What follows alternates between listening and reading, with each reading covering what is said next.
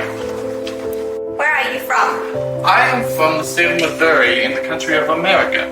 What university did you attend? I attended Troy University, headquartered in Springfield, Missouri. Why did you move to China? I moved to China to learn about the language and the culture and history. Your classroom has been sectioned out. I can see different corners. Could you explain this a bit more? Yes, so over here we have our construction zone where the kids can build things. We have our reading area, so they can read books. We have our arts area, our cooking/playtime area, and our science area, and our circle time area over here. What's your favorite corner in the classroom? My favorite corner in the classroom is the reading area. How long have you been a teacher? I have been a teacher for 6 years, 2 in America and 4 in China. What do your students call you? My students can call me Jacob.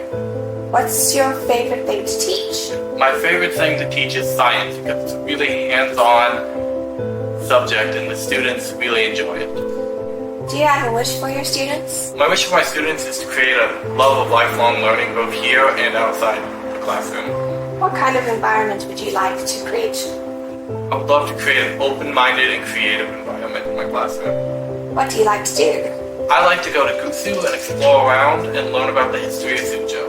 What skills do you believe are most important? The skill I believe that is most important is the love of reading because that is the foundation for everything else. How do you see the role of a teacher in the teaching process? The role of a teacher is to be a facilitator of learning to the students and help them the best way they can.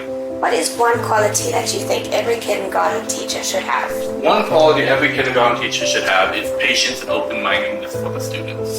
How do you build a relationship with your students? I try to find something they like and use that to build a relationship with them. Do you love teaching? Yes, I love teaching. Why? Because I love the moment when you see an idea click into a student's mind and they just get it.